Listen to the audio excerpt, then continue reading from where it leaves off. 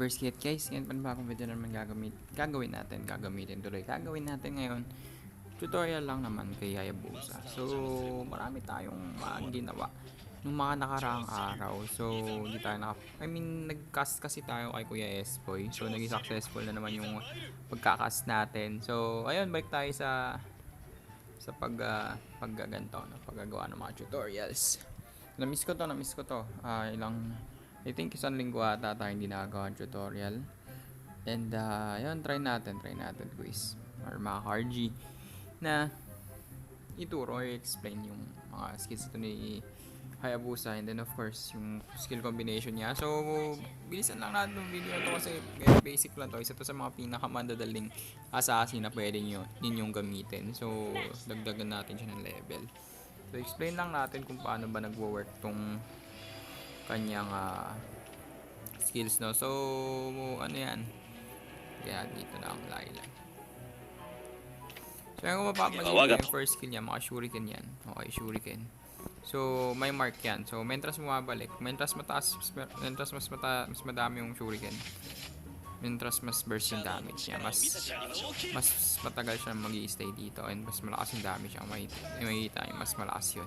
So kailangan 4 marks yun. So spam lang kung mapapansin nyo. 3.8 seconds lang yung cooldown ng first skill natin. Wala pa tayo item yan.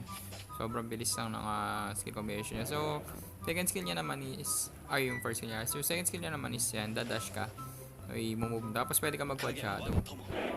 So napakadali lang, no? Napakadali lang mag-quad shadow. Akala ko nung una mahirap. So ang mangyayari lang kasi talaga dito sa second skill niya is magdadash ka talaga. Quad shadow yan, quad shadow. Ulit natin. Ayan, magdadash ka kung saan location. Kung gusto mong bumalik uli doon, tapos pwede ka rin mag-gilid-gilid. So depende pa rin sa'yo. So maganda yung pantakas, no? And ito, try natin dito, ulti. So ganito yung skill combination sa kanya. Pwedeng pagkalapit mo, pakainin mo ng shuriken, tapos mag-ultimate ka, tapos uwi. Okay, nag-gets nyo ba? So ganoon lang kadali yun, mga ka-RG. So ulitin natin. So tanggalin natin yung cooldown. Tayo natin mabuhay Laila. So dash lang. So dash, pakain ng shuriken, tapos ultimate, tapos balik.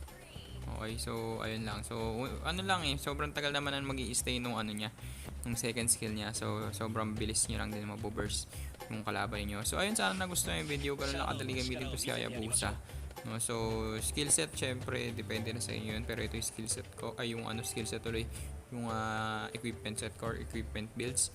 And then yung ko ngayon is killing spree since meta yan, and of course mas nagpapahunat yan dito kay Hayabusa. So ayan, sana gusto yung video. Hanggang sa muli ako sa reverse kaya kita-kits tayo. So next naman tutorial natin is I think Estes. Okay, paano gamitin sa Estes. So ayan, hanggang sa muli ako sa reverse kaya like, comment, subscribe. Booyah!